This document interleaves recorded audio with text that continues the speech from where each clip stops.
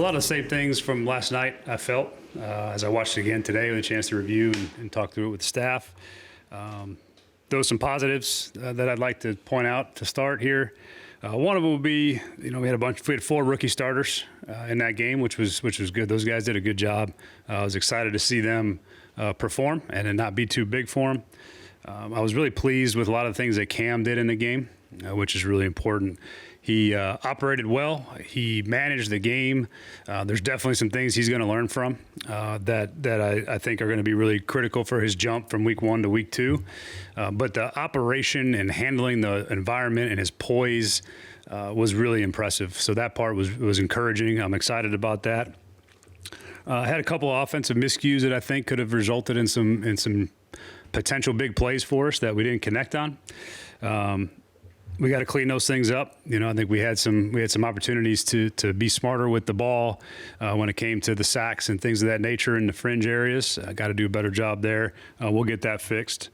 I had 4 takeaways on defense, 3 on defense and 1 on special teams, which led the NFL this week. So that emphasis was good to see to come out of that with some production on the ball, which was great. Got to do a better job complementing those things offensively and finding ways to get 7 points out of those instead of 3. And then one of them we didn't get any out of. So we got to find a better rhythm offensively to complement those particular ones. Situationally, we have to be better. I have to be better. There was definitely things that we got to improve on there.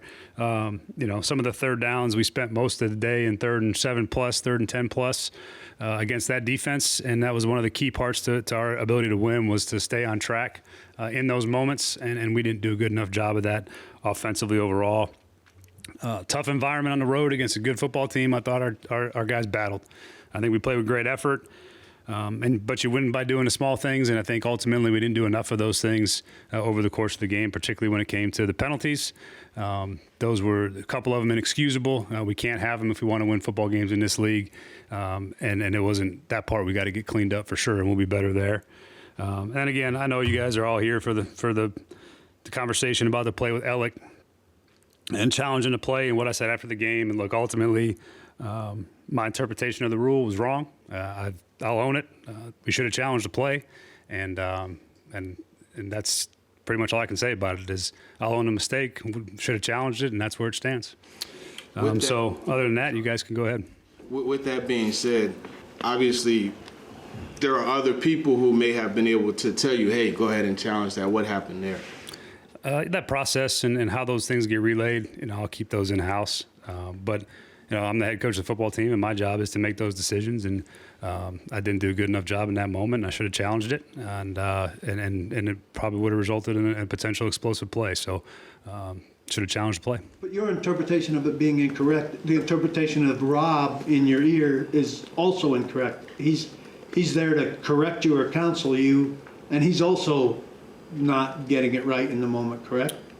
Again, I should have challenged the play, and the communication and how those things happened are all part of the process that we got to do a better job of overall. But I'm in charge of that, and I didn't do a good enough job there. So, again, I should have challenged the play. Do you talk to players about that, and what do you want them to take from that?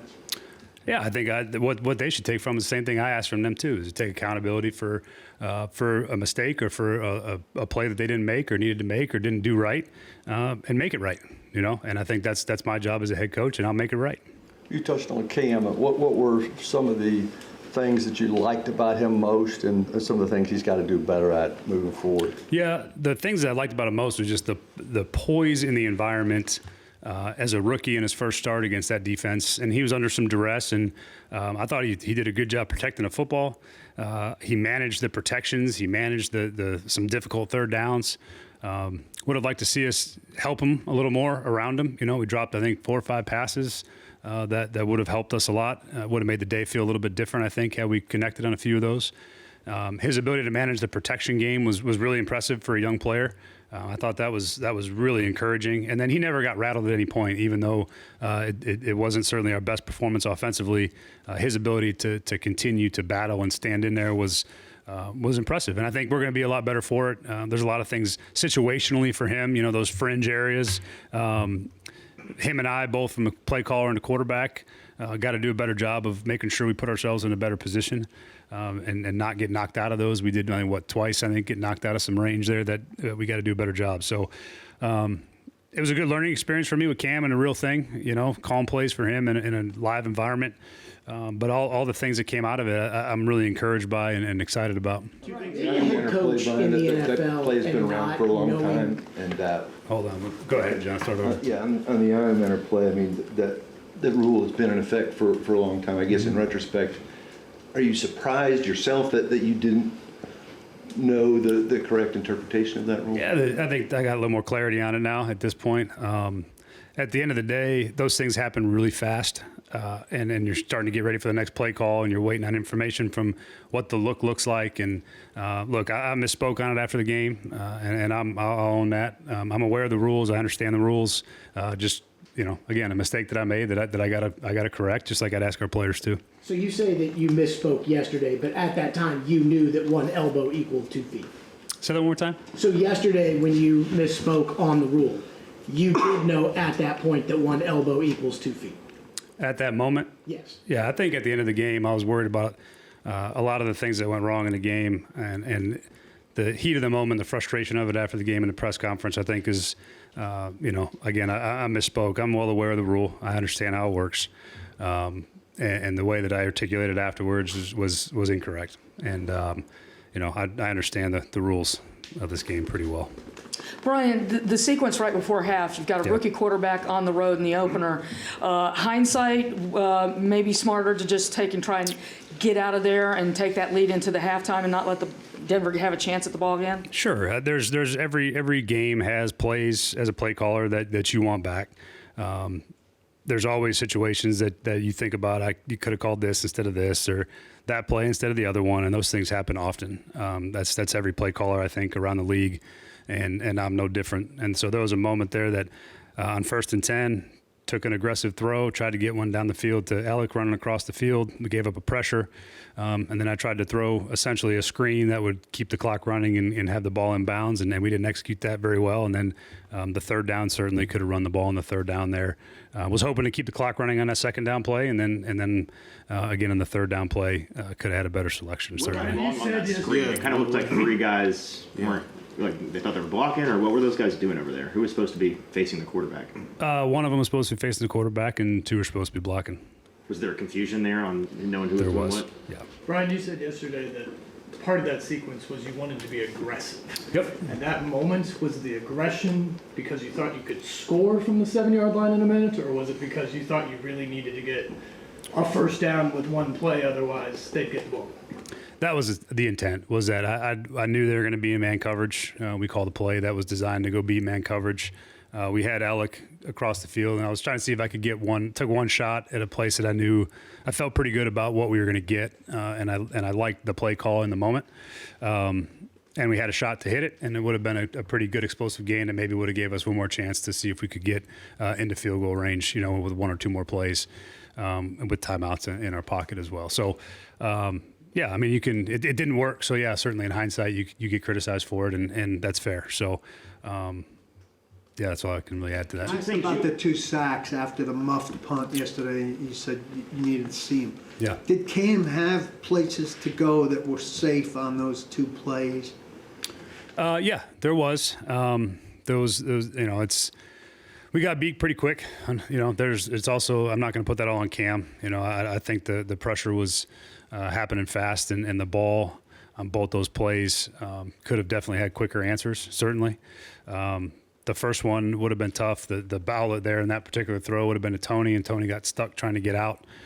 That ball's got to go to the back. And then the third down play, hard to say that that's on Cam. That pressure came pretty quickly. We were in a spot where, generally speaking, was expecting some potential heavy pressure on that fringe area to see if they could try to knock us out and or have us force the ball out quick. So we called them max protection. They didn't bring the pressure. And we didn't get the execution, the protection, in that moment as good as we would have liked. So those things, again, when they don't work and those things happen, it's the criticisms are all fair. and ultimately I got to do a better job at helping put Cam in a better spot. Two things you guys worked on last year or I guess you worked on this season to improve from last year were the penalties and then getting the play calls in quickly.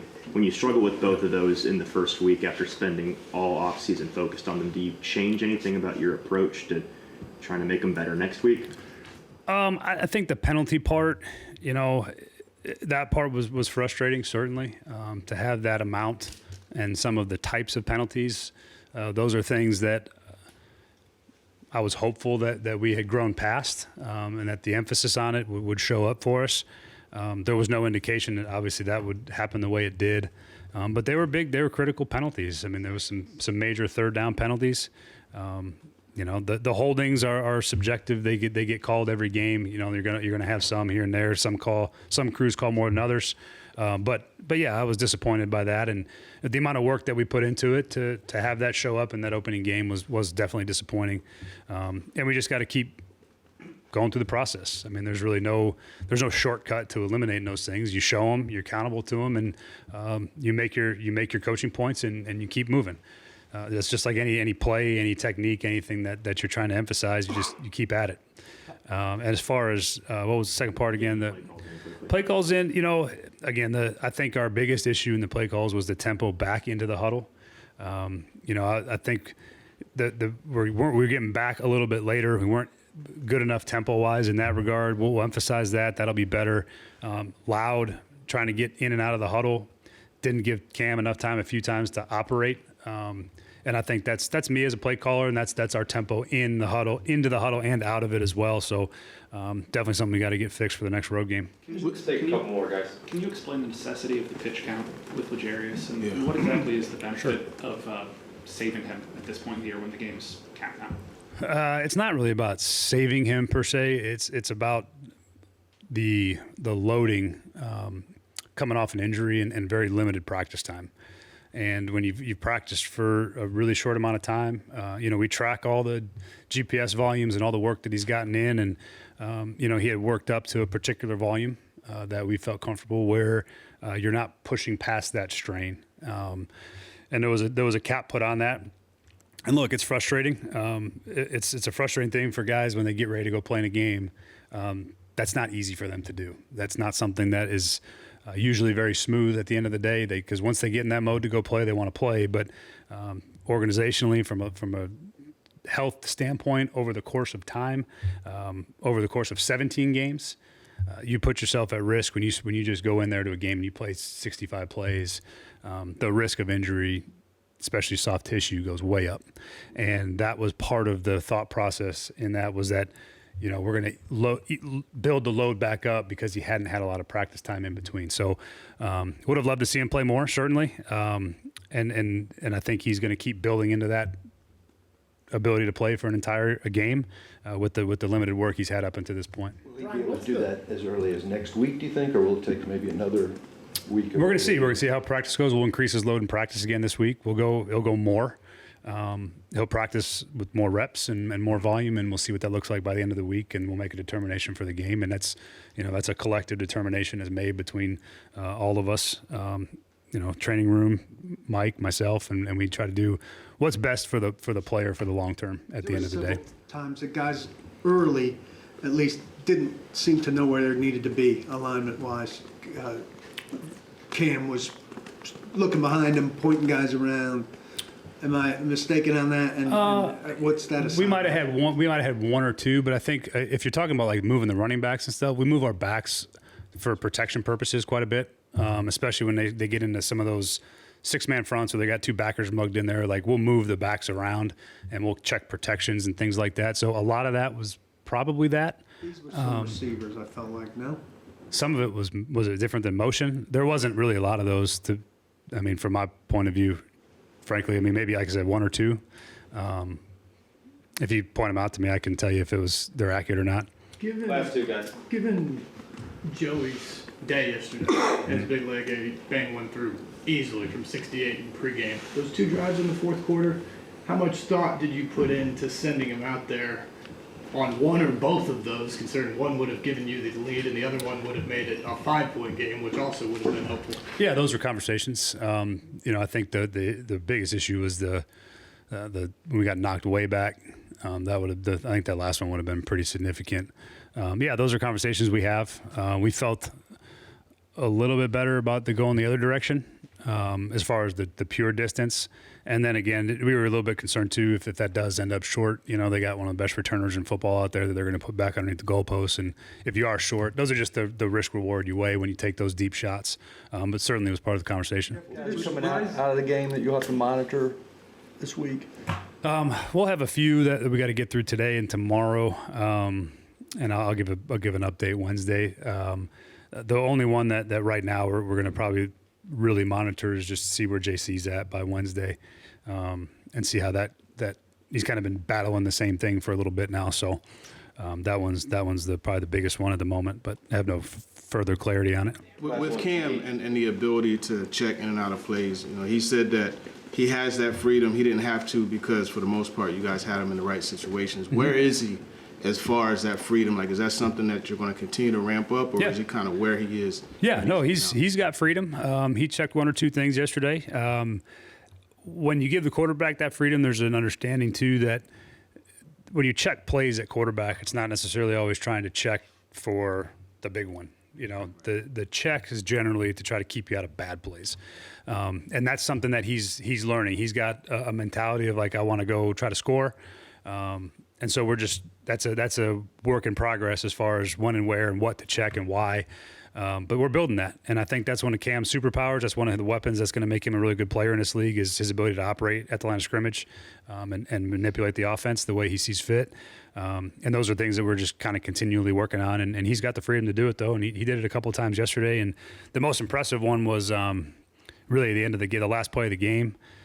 Not a significant play in the grand scheme of things, but significant in what you want to see from the quarterback is he recognized a max pressure blitz that, you know, again, 4th down and last play of the game and checked to a max protection. It's wired up. We didn't have the protection executed the right way, but he got everything set, checked it without having to have anything in his back pocket. It was a pure protection check on his own. And that was just really, really encouraging to see, even though it was the last snap of the game that was ultimately meaningless. But from that operation perspective, it wasn't. It was really cool.